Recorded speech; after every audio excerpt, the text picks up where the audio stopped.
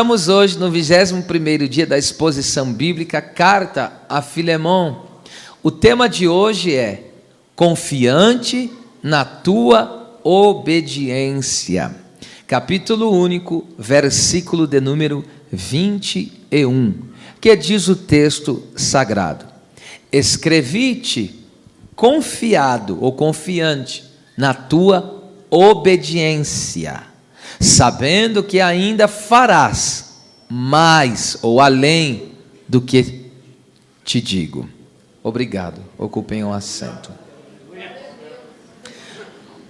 Uma vida espiritual autêntica, vista na prática, inspira confiança. E essa experiência leva aí além do esperado, pois a vida em Cristo Jesus transborda a graça, ou glória. As duas sentenças nós vamos aqui separar, na verdade, separar aqui em duas orações. A primeira é: escrevi-te confiado na tua obediência. A palavra ou verbo escrever aqui no caso é grafô, no grego, que significa escrever, e aqui tem um sentido de com referência ao conteúdo do escrito. Anotar também, registrar, olha só. Escrever para alguém, dar instruções por escrito. Escute isso. A bênção de escrever. Conforme nós vemos nos versículos anteriores, Paulo escreveu essa carta com as próprias mãos. Ele disse: eu escrevi com minha própria mão. Então aprenda hoje aqui. E é claro que é tanto benefício que eu fiz aqui um resumo. Mas eu quero falar aqui a bênção de escrever. São inúmeros os benefícios. Olha só. Quem escreve, eu estou falando escrever não é no tablet, no celular. Eu estou falando de escrever papel e caneta, tá? E eu estou falando aqui a referência aqui no caso, para nós hoje aqui é bíblico. Então você no estudo bíblico que anota, você sai na frente no seu conhecimento. Olha só os benefícios. Melhora o raciocínio. Melhora a linguagem e a sua memória, faz bem ao cérebro, meu Deus, treina a inteligência, ajuda a manter o foco no que se faz. Vejam, uma pessoa que escreve, ela aprende a ter foco. Que coisa, não? Aumenta a criatividade e a inspiração, porque quando você começa a escrever, você vai meditando, e aí vai te dando inspiração acerca de revelações de Deus e assim por diante, inspirações de coisas que para você fazer em relação à tua vida, vai criando muitas, vai dando muita inspiração. Também, olha só que tremendo, mantém o equilíbrio mental e está ligado ao emocional. Escrever é uma grande terapia. Por exemplo, uma pessoa está passando um momento. Existem pessoas que têm o hábito de escrever diário. Falando disso, é muito bom, sabia? Grandes pregadores da época do avivamento, eles tinham esse hábito de escrever como foi o dia, escrever coisas da vida. Eu não tenho, particularmente, eu não tenho esse hábito aí de ter um diário pessoal. Eu escrevo muito, eu não abro mão, sabe? Eu vejo as pessoas usam tablet, eu não tenho nada contra, mas eu não abro mão de papel e caneta. Não abro mão, está aqui, ó, tem vários cadernos de tantos esboços dos estudos aqui, eu não abro mão, e realmente é algo que nos faz muito bem. Escrever é tão importante que até Deus tem esse costume de escrever. Salmo 139:16, Davi dizendo de Deus, ele fala assim, ó, no teu livro foram escritos todos os meus dias. Deus tem o livro das obras, onde ele escreve também. Até Deus gosta de escrever, já pensou? E por tipologia bíblica, vemos que Deus tem livro de memórias. Lá em Esther capítulo 6, a partir do versículo de número 1, a Bíblia fala que o Mardoqueu, ele fez um bom ato em favor da vida do rei Assuero, porque através dele houve livramento. Bigtã e Teres armaram para matar o rei. E ele descobriu a trama, a traição, e ele pegou Mardoqueu e avisou o rei. E esse ato de bondade e de instrumentalidade de de Mardoqueu foi escrito no livro da memória. Um dia o rei perdeu o sono, e aí ele pegou e falou: me traz o livro das memórias, o livro das crônicas. E aí ele pegou e começou a ler. Aí ele falou: o que foi feito em favor de Mardoqueu por esse ato benevolente que ele fez, que esse ato aqui em meu favor que ele fez? E aí veja, o rei se lembrou. Qual que é a tipologia aqui? Deus representa o rei Assuero. Por que ele perdeu o sono? Porque Deus não dorme. Glória a Deus. Ele pede os seus assistentes que tragam livro. Isso é o tipo dos anjos. Então tudo que você vai fazendo em nome de Deus e para Deus tem um memorial. Deus está escrevendo. Você é recompensado não só aqui na terra, mas principalmente será recompensado na eternidade. E a maior escrita de Deus em relação a nós é escrever o nosso nome no livro da vida. Mais exemplos bíblicos, olha só, exemplos, agora eu vou me deter aos exemplos bíblicos, fora esse que eu já citei, sobre escrever. A escrita estimula a nossa fé. Já pensou?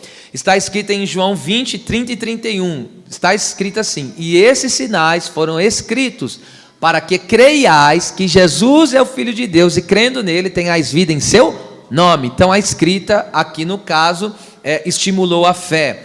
Outra coisa, a escrita deixa o conteúdo organizado e traz segurança. Que lição preciosa. Isso eu tirei de Lucas, capítulo 1, verso 3 e 4, quando Lucas diz para Teófilo. Você sabe que Lucas escreveu o evangelho que leva o seu nome, o livro de Atos, a um homem chamado, ele chama excelentíssimo Teófilo. Teófilo, que significa amigo de Deus. E ele disse assim, ó, eu escrevo, né, dar-te por escrito, ele está falando, ó, excelentíssimo Teófilo, por sua ordem, para que conheças a certeza das coisas. Perceba só, através da escrita, Lucas conseguiu colocar em ordem os fatos ocorridos do ministério de Jesus. Ele colocou tudo bem organizado. E ele falou, isso para que você tenha o quê? Convicção, certeza. Olha o que a escrita fez, organizou e trouxe segurança. Isso para nós que pregamos é uma bênção. Isso para nós que ministramos a palavra, escute aqui, isso aqui é uma palavra construtiva para todos nós que ministramos a palavra aqui também. Escute, uma mensagem bem organizada traz segurança, tanto para quem prega quanto a quem ouve. Por que existem pessoas que se sentem inseguras a pregar? Porque não está com a mensagem bem elaborada. E quando eu estou dizendo, não é aquele tremor que toda pessoa tem, porque depende de Deus e não dos seus conhecimentos. Eu estou dizendo que pessoas, escute só, ele começa no Z e termina no Y. Ele começa no B e termina no H. Não há, é tudo descabeçado. Outro dia eu vi uma experiência de alguém que foi num culto, eu falei, e aí, como foi o culto? E a palavra? Eu falei, nem sei da palavra. Eu falei, mas você não estava no culto? Ele falou, o pregador fez uma bagunça na pregação. Então escute, uma pregação, escute só, eu estou falando que ela tem que ser bem organizada. Em que sentido? Uma pregação, ela tem que ter uma introdução. Você tem que apresentar o conteúdo que você vai passar para as pessoas. E é isso, esses primeiros minutos da introdução, é onde vai determinar se você vai ter ou não um público para você, o coração deles aberto para chamar atenção, né? Essa introdução. Aí tem que ter o quê? Tem que ter o corpo da mensagem. Ok? Onde você vai expor o texto, você vai trazer o texto em que você ali está abordando. E depois, onde você vai aplicando cada ponto, cada parte daquela mensagem, de acordo com a revelação que Deus te dá. Entende? Então, o que eu digo aqui, escute, cada um tem um estilo de pregação. Né?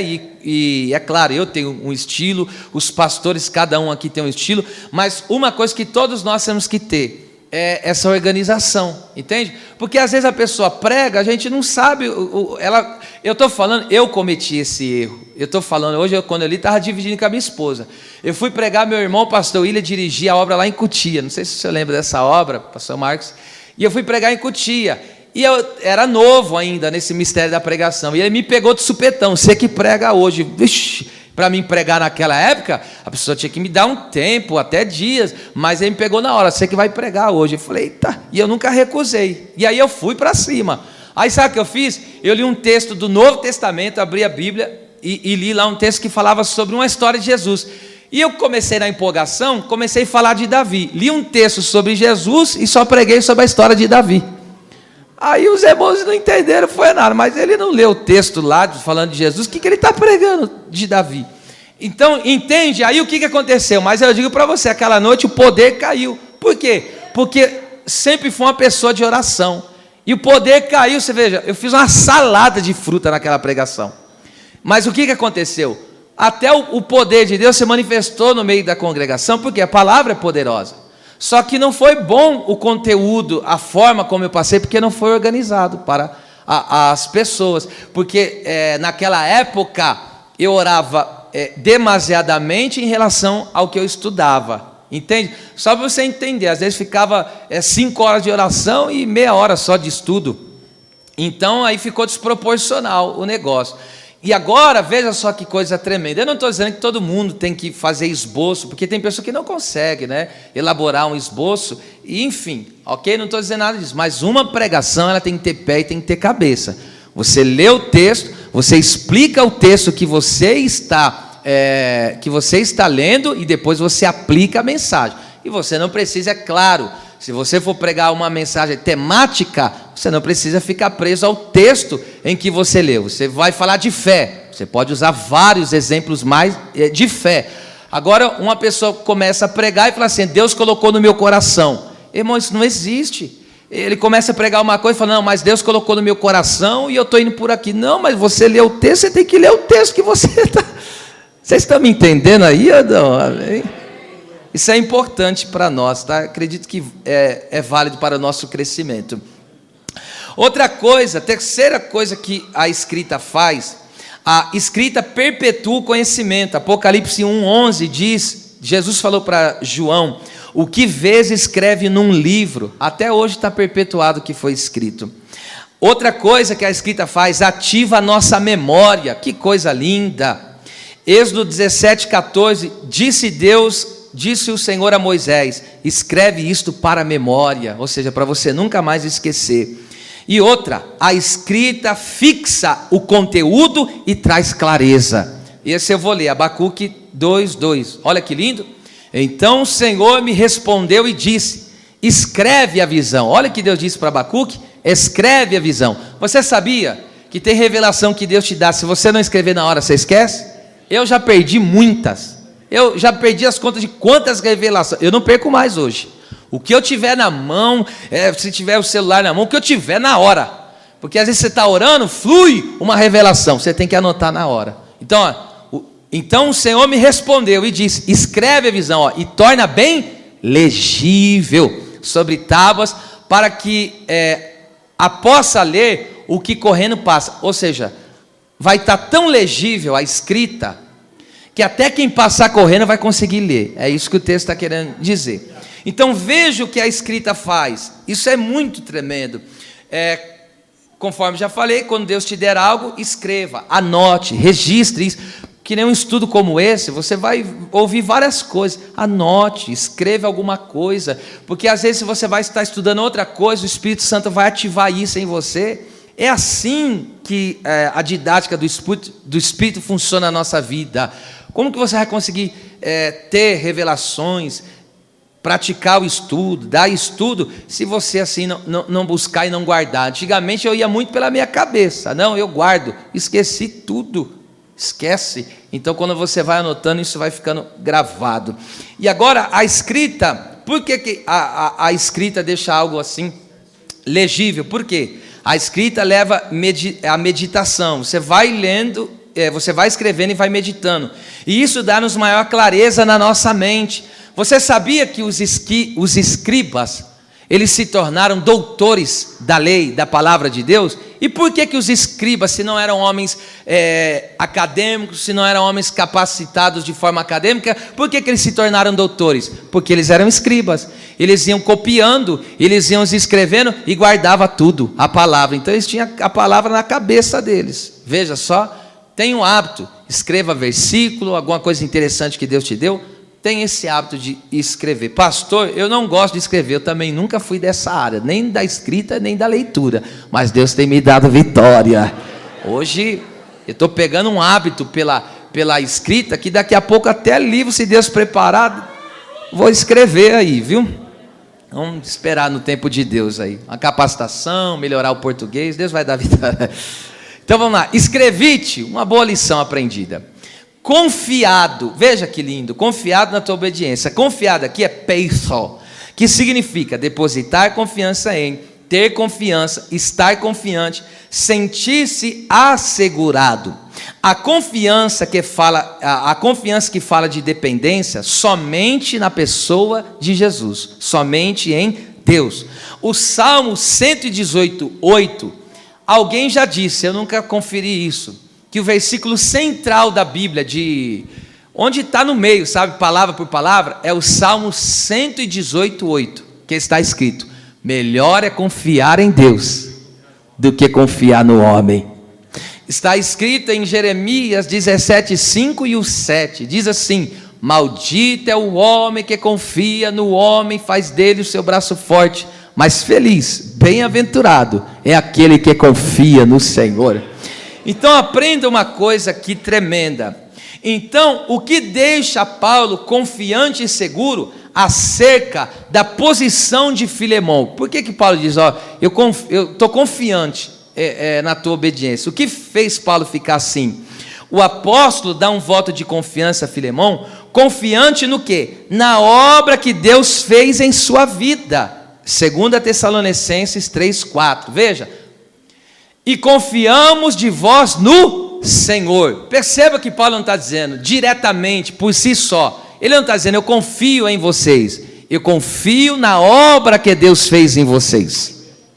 O homem, pode ser qualquer que seja, o homem por si só, nenhum é confiável.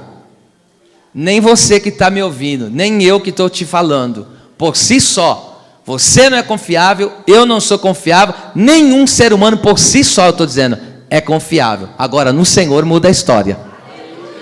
Agora perceba aqui que coisa tremenda. Ou seja, eu não confio em si, Paulo está dizendo, em você, mas confio na obra verdadeira que Deus fez em sua vida. Eu creio que a obra de salvação e transformação que Deus fez é uma obra autêntica. A obra genuína que Deus faz em alguém, faz o quê? Traz confiança. Alguém que inspira confiança no Senhor, torna-se um transbordar de alegria para qualquer pessoa, irmão. Está escrito em 2 Coríntios 7,16, Paulo dizendo, regozijo-me em tudo poder confiar em vós. Olha só como que você confiar em alguém, e você aprendeu aqui, confiar em alguém é não fazer do homem o seu braço forte, dependência, se não for ele, o que será de mim? Isso jamais pode acontecer. Agora, confiar no homem é confiar no quê? Confiar que Deus transformou ele e ele vai ser correto. Diferente ou não? Então não é confiar na pessoa, é confiar na obra que Deus fez, então é confiar na obra de Deus. Agora perceba que isso traz o quê? Um regozijo para a alma da pessoa. Agora imagine uma mulher que confia no seu marido, um marido que confia na sua esposa. O que vai ser para a alma dele? Um regozijo. Porque imagine alguém que não confia no seu cônjuge, por ter motivos, aí a pessoa pega e sai para trabalhar. Como que vai ficar essa pessoa, se ela não confiar? Agora imagine um patrão que não confia no funcionário, e nem o funcionário confia no patrão. O funcionário sempre fica ali naquela reserva, isso aí ele vai me enganar, vai me passar para trás, e vice-versa, entende? Agora imagine um patrão que não confia no funcionário, passa para ele e fala, combina uma coisa, faz isso aqui, e aí a pessoa, ele vai me enrolar, vai me passar para trás. Oi, irmão, isso é a maior dor de cabeça. Agora, quando você confia em alguém, você pega e fala, não, isso aí é uma pessoa direita, essa aí é uma pessoa que tem um caráter de Deus na vida. Você fica ou não fica em paz? Isso não traz um regozijo na alma da pessoa? Irmão, qual é o pai e a mãe que não fica em paz em liberar o seu filho, em deixar o seu filho, quando o seu filho é uma pessoa confiável, é uma pessoa que realmente foi trabalhada por Deus, o pai fica em paz, é a mesma coisa e vice-versa, tá ok? E vice-versa aí em todos os âmbitos. Também na questão pastor e ovelha. Escute, não são todos pastores que são confiáveis. A gente tem que ser sincero, mas também não é toda ovelha que é confiável. Não é, porque não é todos que viveram uma obra genuína da parte de Deus. Eu já ouvi situação de pessoas, eu esconjuro a pessoa, a pessoa chega e fala, eu queria me aconselhar com o Senhor, mas fala, mas você não congrega? Não, é que eu não confio nos meus líderes. Mas por que não? Então por que está lá congregando num lugar que você não confia na pessoa? Ah, é porque eu falo e ele sai falando da minha vida para os outros. Como que a ovelha vai confiar num traste desse? Porque para mim uma pessoa que sai divulgando a vida dos outros, que está ali se confidenciando, para mim é um traste, para mim não vale nada uma pessoa dessa. Porque é ou não é uma questão de confiança, você se abrir, tratar de um assunto importante, como tem assuntos, eu digo, nem assuntos que pessoas tratam muitas vezes, que é algo tão, e nem que a minha esposa divido, e vice-versa, às vezes tem mulheres que vão se confidenciar com ela, tratar de certos assuntos, morreu ali, acabou, e vai ser tratado ali. Poxa, vamos profetizar aqui em nome de Jesus, seja uma pessoa confiável em nome do Senhor, em nome do Senhor. Você vai trazer bem-estar para a alma de muita gente. Glória a Deus. Confiado na tua obediência.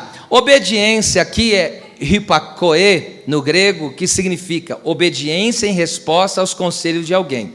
A obediência, ela brota da fé, porque está escrito em Romanos 1,5. Recebemos a graça para a obediência da fé. Perceba, a graça nos é dada, então primeiro vem a graça. E agora, quando o Senhor se manifesta em graça, em salvação, nós respondemos através da fé. E agora nós passamos a obedecer, entende? Então a obediência só foi possível porque nós cremos em Jesus.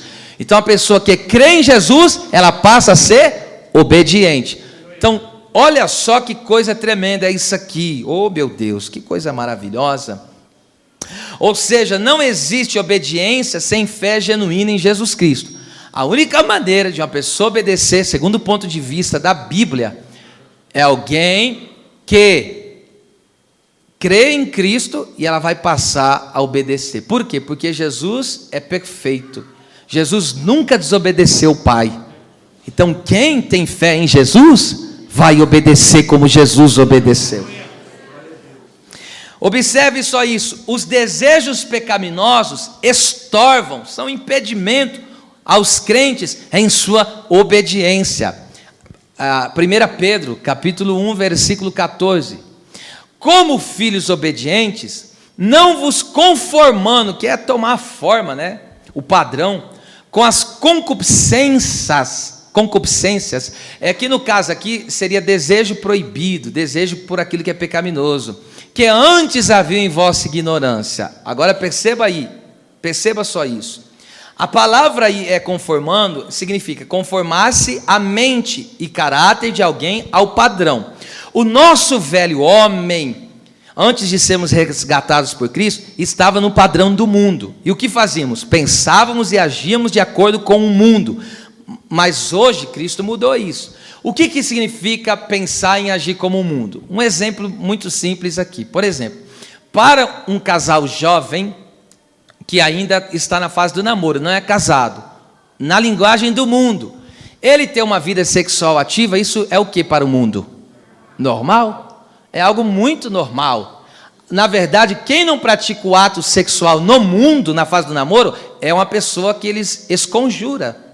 Agora, no padrão de Deus, no padrão bíblico, fornicação tira a pessoa do reino do céu, exclui ela da salvação. Então veja que o pensamento mundano é outro. Agora, o nosso pensamento na vida cristã, nós estamos no padrão de Deus, no padrão de Cristo.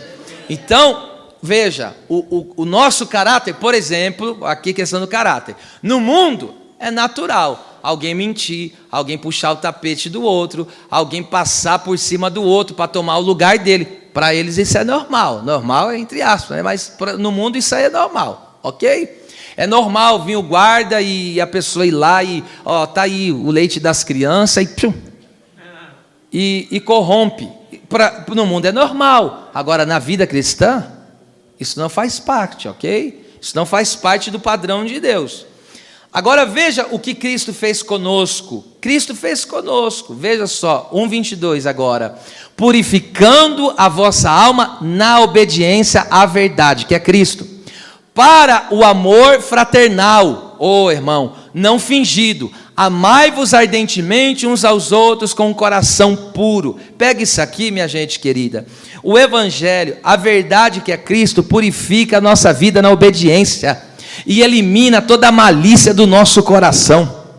E isso nos leva a amar os irmãos, não por interesses pessoais ocultos, mas com sinceridade. Deus nos ensina a amar uns aos outros de que forma? Ardentemente aqui significa amar pegando fogo.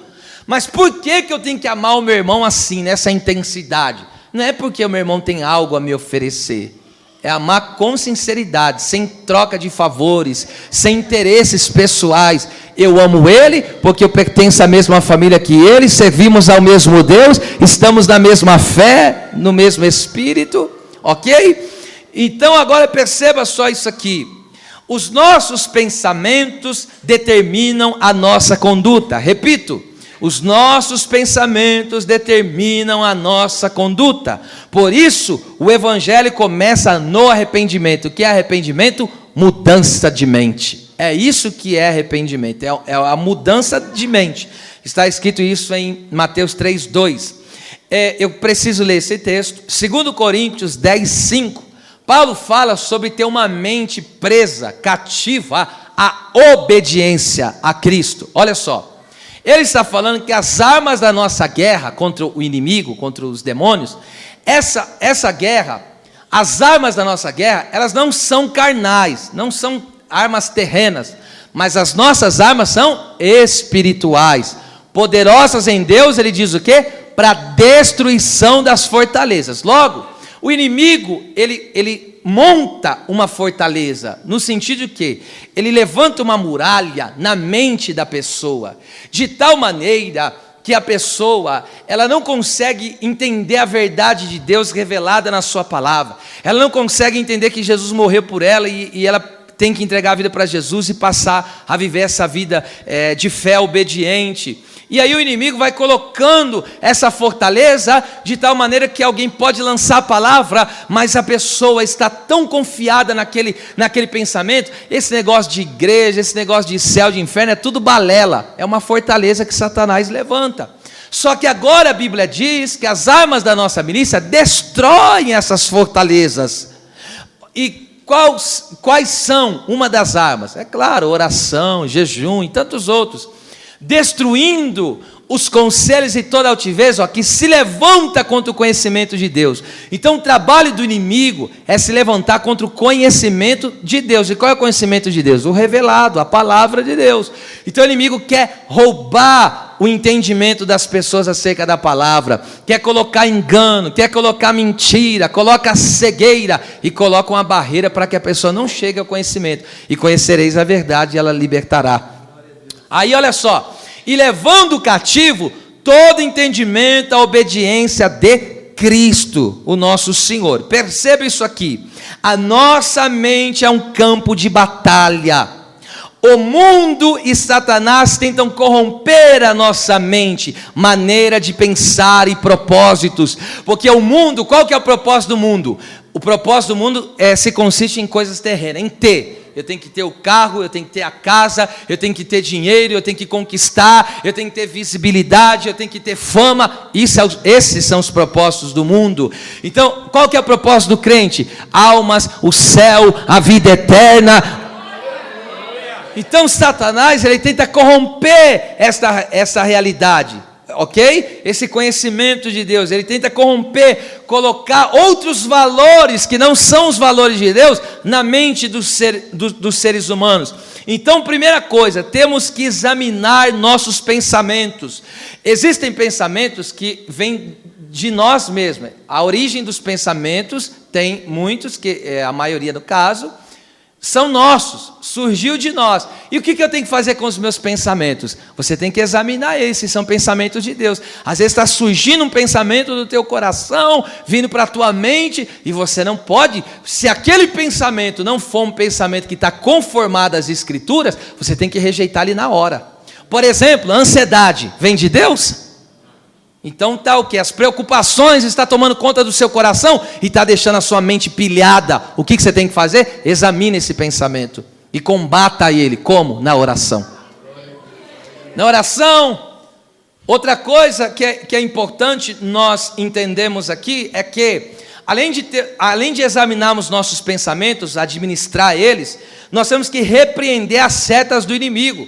Nem todo pensamento é nosso, às vezes vem de fora, o inimigo joga uma seta, você está lá, entende? E às vezes aconteceu uma coisa e nem é tão assim para você arrumar uma contenda, o inimigo joga uma seta e o pau quebra dentro da casa, porque a pessoa abraçou aquele pensamento, entende? Às vezes, escute para você ter uma ideia, tem gente que sonhou, às vezes sonhou, não, ele me trapaceou, a pessoa fica furiosa, foi só um sonho, meu Deus do céu.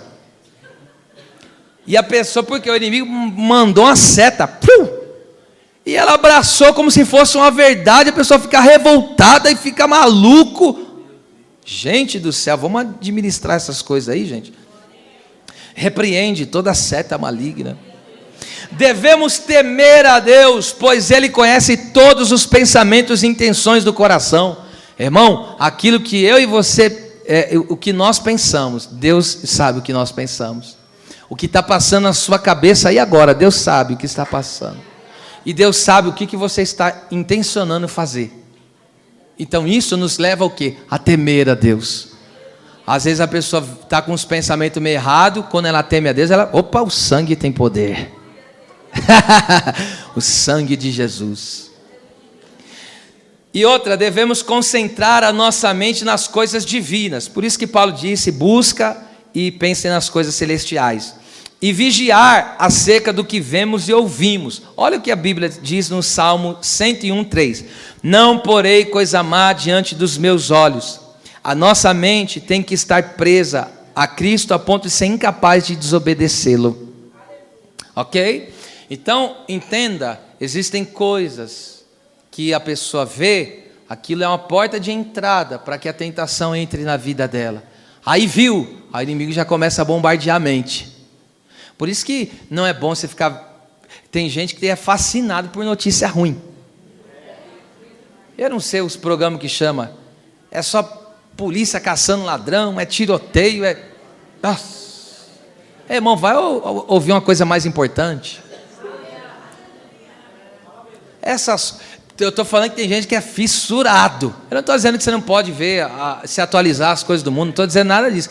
Mas estou dizendo que tem pessoas que vivem, entende? Por exemplo, não é natural e não é bom que um crente assista filme de terror. Irmão, isso é demônio puro. Aí depois o inimigo fica jogando um monte de... Cuidado com o que você está colocando diante dos seus olhos. Ok, vamos para frente. Versículo 21, a parte B. Então escrevi-te confiado na tua obediência. Então, veja, a sua mente sarada, a sua mente sadia e a sua mente em obediência, a sua mente cativa a Cristo, vai te levar a uma conduta correta em obedecer ao Senhor.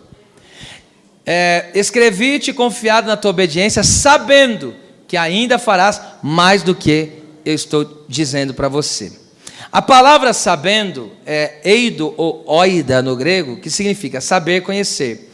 Tem um sentido de reconhecer quem é essa pessoa ou conhecê-la pessoalmente. Como já temos visto, ou como já vimos, melhor dizendo, não tire conclusões precipitadas sobre alguém. Abraão foi preconceituoso, pecou contra Deus e quase prejudicou Abimeleque. Por quê? Porque ele disse assim, o Abraão, ele está caminhando, ok? Coloca o texto aí, vai, eu vou ler e depois explico. Gênesis 20:10, olha o que está escrito. Disse mais Abimeleque a Abraão, que tens visto? O que você viu em mim, para você me julgar antecipadamente? E disse Abraão, por que ao dizer comigo, certamente não há temor de Deus nesse lugar, e eles me matarão por amor da minha mulher. Sabe o que Abraão fez por julgar precipitadamente? Por ser preconceituoso? Ele mentiu, pecou contra Deus e quase prejudicou Abimeleque, porque ele pegou e falou: Sara não é minha irmã, Sara não é minha esposa, Sara é minha irmã. E por que Abraão fez isso? Para livrar o pescoço dele, porque antigamente, dependendo do lugar onde a pessoa ia, nos reinos, o homem via que, os reis lá viam que tinha uma esposa bonita com um homem, matava o homem e pegava a mulher. Abraão pegou e falou para Sara: olha só que, puxa vida, entregar a esposa para outro para salvar o pescoço. Abraão estava caidaço aqui, viu? Falhou feio, irmão, feião, feio demais, porque a Bíblia diz que o homem tem que dar a vida pela esposa. Falhou total. Olha o que ele fez: Sara, fala que você é minha irmã, viu? Puxa vida. E aí Deus pegou, entrou em cena e deu um sonho para Abimeleque: se você encostar a mão nessa mulher, você é morto. Rapaz, o homem acordou assustado.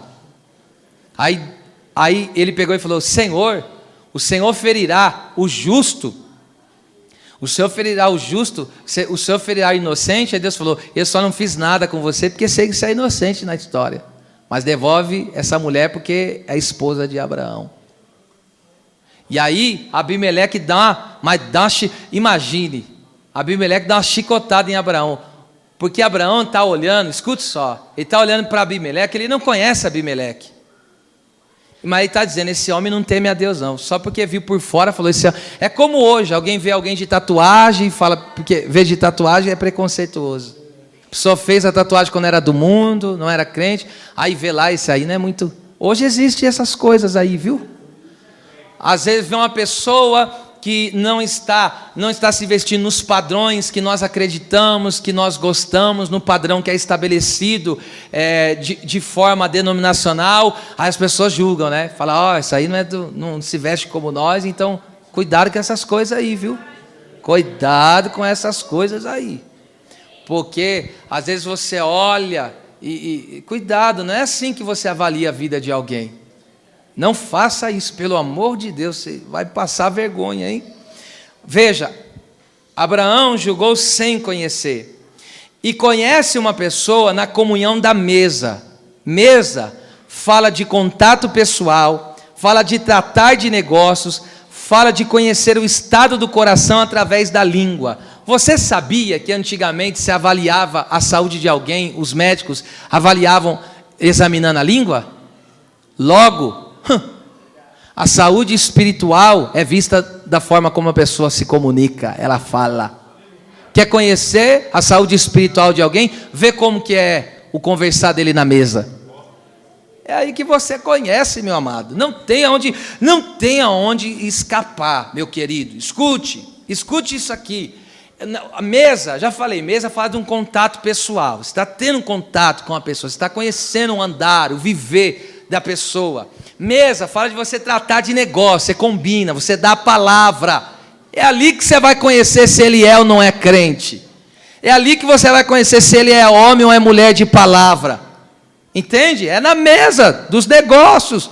Outra coisa aqui que também é algo muito importante, meu Deus do céu, irmão, eu nunca vi coisa linda, é a comunhão dos santos. E quando eu digo comunhão dos santos, não é só a nossa comunhão cultica, estou falando a nossa comunhão pós-culto.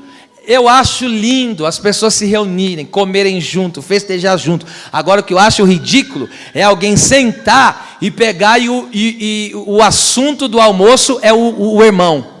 Isso é ridículo, isso é demoníaco, isso é sinagoga de Satanás.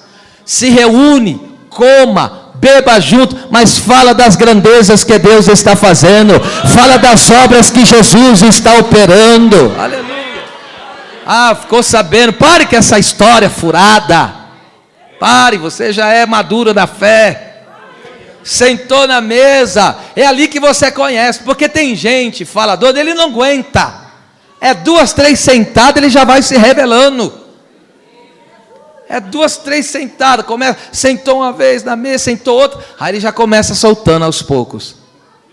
Você quer conhecer alguém? Bate um papo com ele. Se você quiser conhecer alguém, é só você conversar com essa pessoa. Do que está cheio o coração, Fala a boca, a pessoa não vai conseguir ficar enganando muito tempo. Uma hora ela, pum, ela solta. Agora, olha que coisa tremenda isso aqui, pega isso aqui.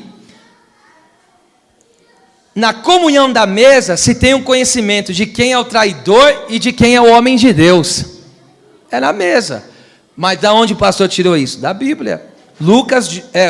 João 13, 21, 26.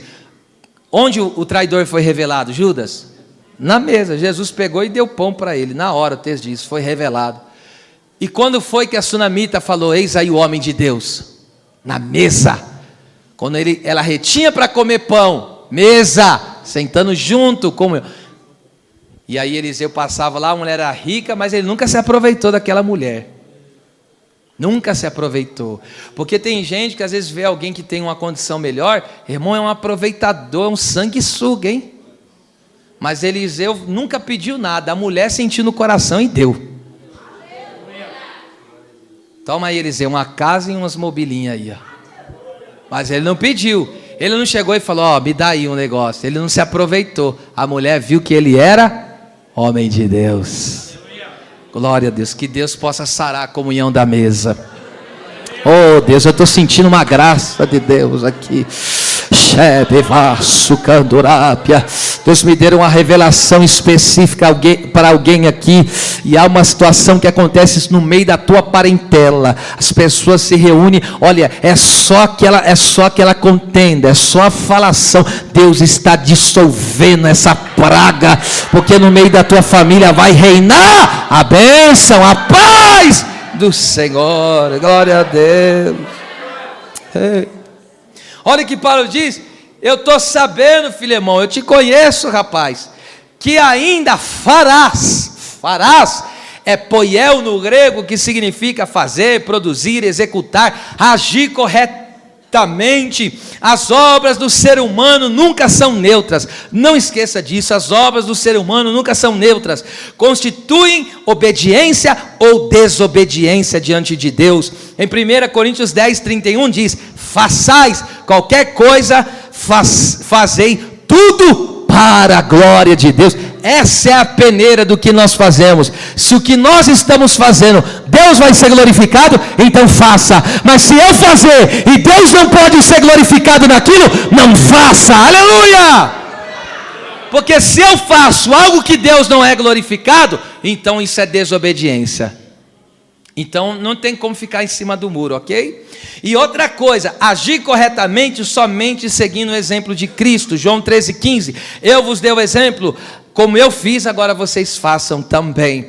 As nossas palavras devem ser coerentes com as nossas ações e conduta. Vou repetir, as nossas palavras devem ser coerentes com as nossas ações e conduta. O senhorio de Cristo em nós opera no coração e nos leva a agir em obediência à sua vontade. Se não vejamos, Lucas 6,46 está escrito, Jesus falou, por que? Uma pergunta, por que me chamais Senhor, Senhor, e não fazeis o que eu digo? Com a boca está dizendo Senhor, mas com o coração está desobedecendo? Com as atitudes está desobedecendo? Então não há uma coerência aqui. Então veja, aquilo que você está falando, Deus é bom, Deus é Senhor, eu adoro, eu glorifico, então o seu coração tem que estar alinhado. Coração e boca alinhado no trono de Deus gera o quê? Gera uma conduta obediente na presença deste Deus maravilhoso.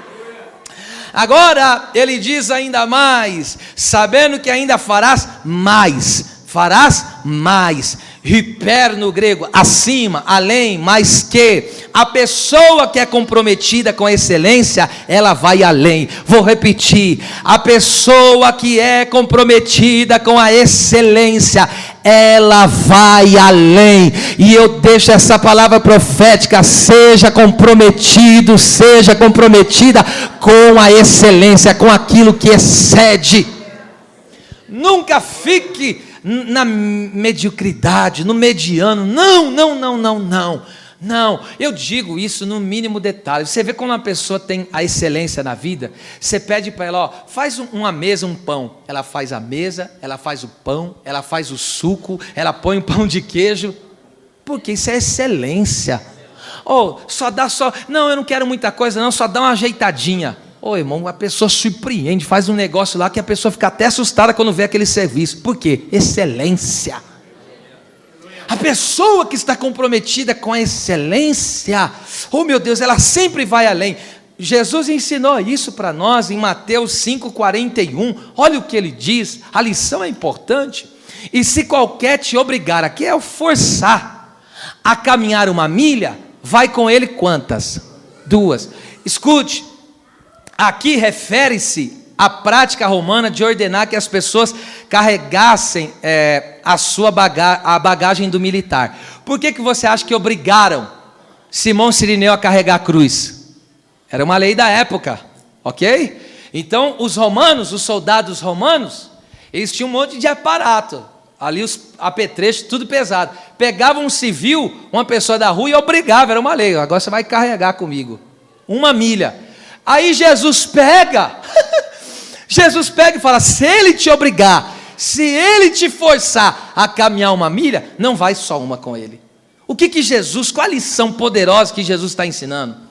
A imposição desse serviço militar obrigatório poderia causar o quê? Ressentimento. A pessoa está sendo forçada a fazer, ela não queria fazer.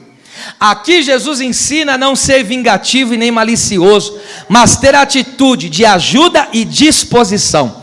Em outras palavras, a lei exige o cumprimento pontual, enquanto a graça de Cristo inspira a ir além. Pela lei, o escravo fugitivo tinha que ser severamente punido, mas pela graça, Filemão deveria perdoá-lo e abrir espaço para ele na obra de Deus. O que nos faz ir avançando mais e mais, o que nos faz crescer, o que nos faz verdadeiramente se destacar, é a graça de Deus que é derramada na nossa vida. Deus vai derramar essa graça em você, Deus vai derramar essa excelência em nós, Deus vai derramar esse poder sobre a nossa vida. Rejeite hoje toda a mediocridade e avance e valem daquilo que Deus te chamou para fazer. Louvado seja Deus. Agora eu encerro aqui. Veja, vai mais além. Mais além do que eu sei que você vai fazer. Eu te conheço, Filemão. Eu sei que você vai mais do que eu te digo, você vai fazer. Mais do que eu estou pedindo para você. A palavra digo é lego, que significa dizer, falar. Escute, a voz do Espírito Santo leva-nos a viver na dimensão da graça transbordante. Vou repetir. A voz do Espírito Santo leva-nos a viver na dimensão da graça transbordante. Salmo 62, 11. Leia comigo a primeira parte. 3, 2, 1. Uma coisa disse Deus, 2 a ouvir. Veja, uma coisa disse Deus, 2 vezes a ouvir. Só até aqui. Mas espera lá, ele disse uma. Eu estou ouvindo? Essa é a dimensão da graça. Por que essa é a dimensão da graça? Aplicação. Se Deus disse uma vez, Deus pega e diz uma vez para você, ore. Você vai ouvir quantas vezes isso? Você vai ouvir 2 vezes. Ou seja, estamos sendo chamados a orar na dimensão da graça. E o que é orar na dimensão da graça? Orar mais do que você pode. Orar dobrado. Essa é a dimensão da graça. Deus fala para você, caminhe. Você ouve quantas vezes? 2. Ele falou uma, mas você está ouvindo? Então você vai caminhar dobrado. Deus falou jejue. Será que tem alguém aqui? Eu já desisti e foram embora. Deus falou jejue. Você ouviu uma, mas Deus falou uma vez. Você ouviu quantas? 2. Vai jejuar dobrado. Deus falou adore o meu nome. Ele falou uma, você está ouvindo? 2. Vai adorar dobrado. Você não está entendendo, mas a graça de Deus está te levando a uma dimensão maior. A graça de Deus está te levando a uma vida abundante da sua presença.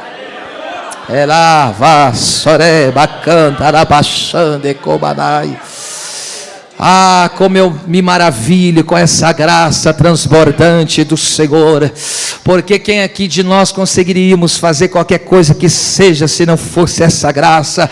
Hoje você vai ouvir assim, Deus está dizendo uma vez só para você, mas no teu ouvido está fazendo eco, você vai ouvir 2 vezes, você está ouvindo Deus falar com ênfase, você está ouvindo Deus falar com repetição, porque Deus quer que você aprenda, e aprenda o que, pastor? A viver na dimensão do Espírito, na dimensão da graça de Deus. Deus fala uma, você ouve 2, e porque você ouve 2, você faz em dobro na presença. Glória a Deus, glória a Deus.